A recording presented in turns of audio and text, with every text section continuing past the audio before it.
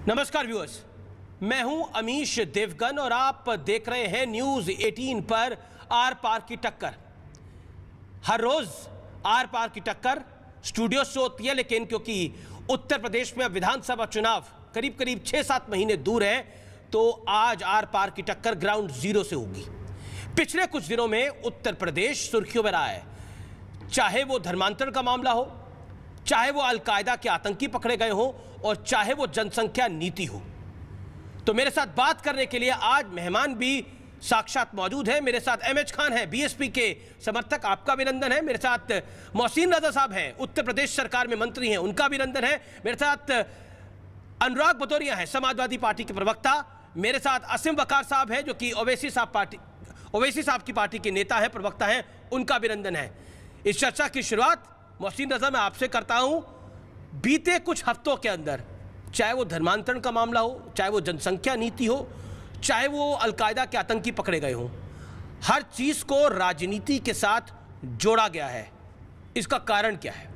इसका कारण सिर्फ इतना है, जो लोग देश में तुष्टीकरण की राजनीति करते थे उत्तर प्रदेश में, आज उनकी दुकानें बंद हो गई हैं, इसलिए उनको परेशानी हो रही है।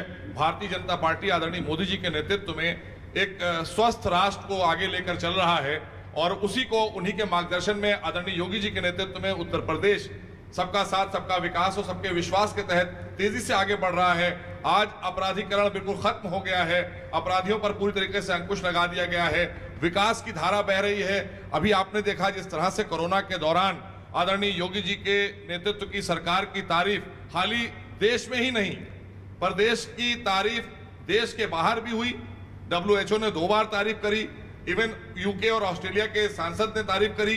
तो इसका मतलब है कि जो प्रबंधन उत्तर प्रदेश में भारतीय जनता पार्टी का आदरणीय योगी जी के नेतृत्व में हो रहा है, उसको लेकर विपक्ष विचलित है और प्रदेश की जनता पूरी तरीके से आश्वस्त है। उसको लेकर आए दिन अनर्गल आरोप लगाने का काम समाजवादी पार्टी हो, कांग्रेस हो या अभी बहुजन समाज पार्टी, अभी आपने कहा ओवैसी साहब की पार्टी, तो वो तो धर्म पे आधारित पार्टी है पूरी।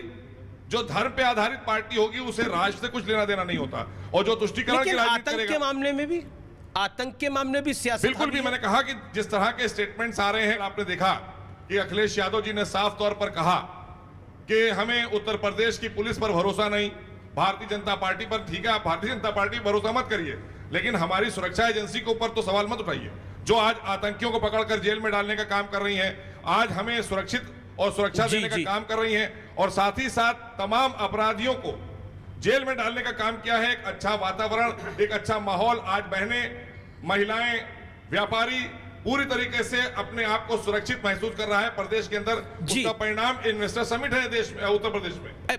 मैं अनुराग जी का रुख करता हूं। अनुराग भदौरिया, क्या आपको लगता है उस विवाद को जरूरत से ज्यादा खींचा गया, या आपको लगता है कि कहीं ना कहीं आतंक के मामले में भी राजनीतिक कारण हुआ है? सबसे पहले मैं इनकी बात का जवाब दे दूं। उन्होंने कहा कि ऑस्ट्रेलिया की और यूके के सांसदों ने और विधायकों ने इनकी तारीफ की। मैं कह रहा हूं, आपके खुद के विधायक जो इस देश के, उत्तर प्रदेश के हैं, वो आपकी बुराई कर रहे थे। जब यहाँ कोविड काल चल रहा था, वो धरने पे बैठ रहे थे।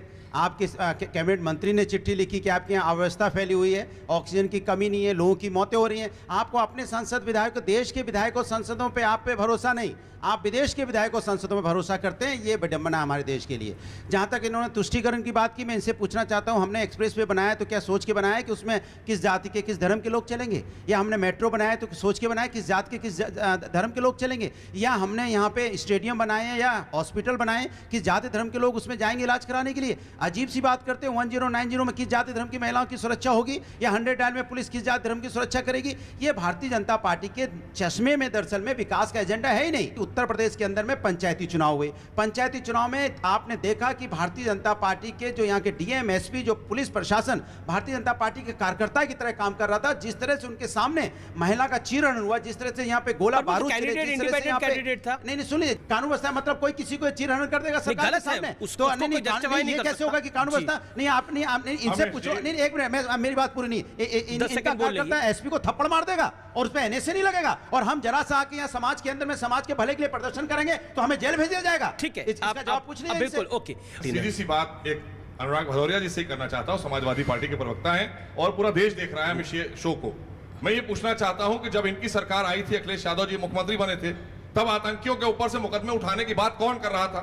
हम जवाब आज मनोबल तोड़ने की बात कौन कर रहा है? हमारी जो सुरक्षा एजेंसियां हैं और जो इनकी सहयोगी पार्टियां, जिनके साथ ये सहयोगी दल जिनके रहे हैं, कांग्रेस, उन्होंने सेना पर सवाल उठाए। सवाल ये नहीं है। इनके दौरान, इनकी सरकार के दौरान दिन दहाड़े एसपी को गोली मार दी गई। हाँ। वो ये भूल गए, इन्होंने जिस तरह से बलात्कार की घटनाओं को इनके नेताओं ने कहा कि ये छोटी छोटी घटनाएं हैं, बच्चों से गलती हो जाती है। अच्छा, इतनी बड़ी बात को अच्छा, इतनी मैं आसानी से कहकर अगर कोई निकल सकता है, मैं बता रहा हूं, समाजवादी पार्टी के नेता हो सकते हैं और कोई नहीं हो सकता। अगर इस तरह की बातें ये बीजेपी कोई लेना देना है ना प्रदेश की जनता से, ना महिला देश की। मैं फिर असीम वकार के पास आऊंगा। एक सेकंड सर, महिला समस्या बता। नहीं नहीं एक सेकंड, देखिए बीजेपी आरोप, अनुराग जी मेरा सवाल तो सुनिए, अनुराग जी मेरा सवाल तो सुनिए।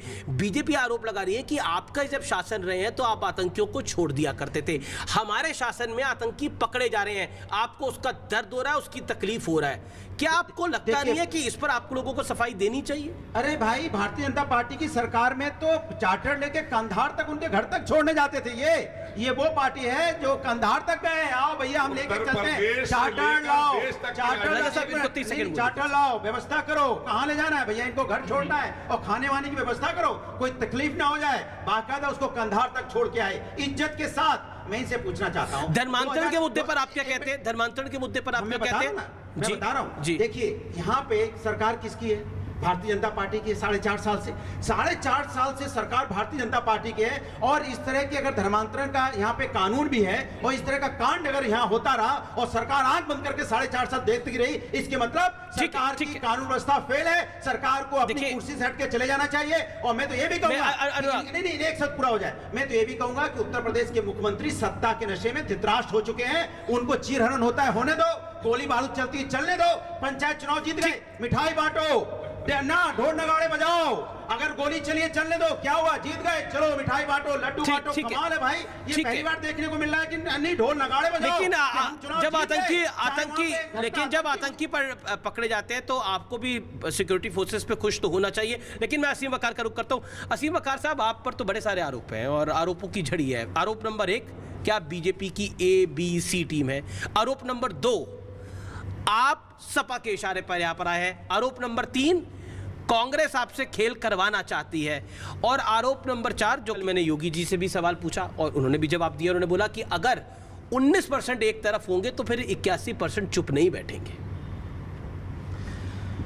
अगर कोई माइनॉरिटी में है जी और उसको दबाया जा रहा है, उसको ख़त्म करने की बात की जा रही है, उसकी एजुकेशन छीनी जा रही है, रोज़गार नहीं दिया जा रहा है, और उसकी अगर कोई बात करता है तो दूसरे धमकी दी जाएगी, तुम अगर इनकी बात करोगे, इनकी अच्छाई के लिए बात करोगे, इनके रोज़गार के लिए बात करोगे, इनकी तरक्की के लिए बात करोगे, तो हम इकट्ठा हो जाएंगे। तो आप इकट्ठा होइए, लेकिन जो दबे कुचले हैं, चाहे उसमें मुसलमान हो, चाहे दलित हो, चाहे बैकवर्ड हो, हम उनकी लड़ाई लड़ेंगे। आपको तो ये कहना चाहिए था कि अगर 19% नहीं, आपको ये कहना चाहिए था मुख्यमंत्री जी कि अगर ओवैसी जी का आरोप सही है और वाकई 19% परेशान है तो हम 19% का भी उत्थान करेंगे। जवाब तो ये होना चाहिए था। जवाब ये थोड़ा ना होना चाहिए था कि हम 81% इकट्ठा हो जाएंगे। तो 19% को इकट्ठा करने की बात तो ओवैसी साहब करते हैं। दूसरी बात, अभी आपने कहा आप पे आरोप लगता है कि आप बीजेपी की ABC टीम है, फिर आपने कहा कांग्रेस खेल करा रही है। पहले तो ये तय कर लिए कि हम खेल किसकी तरफ ये से सब कर रहे जो हैं। नेता आरोप लगाते हैं, मैं तो वही आपके समक्ष रख रहा हूं। सर अभी बिल्कुल रिसेंट की बात है, कांग्रेस बहुजन को कह रही है, बहुजन सपा को कह रही है, सपा बहुजन को कह रही है। ये सब आपस में एक दूसरे पे आरोप लगा रहे हैं। तो पहले ये तय कर लीजिए कि इनमें बीजेपी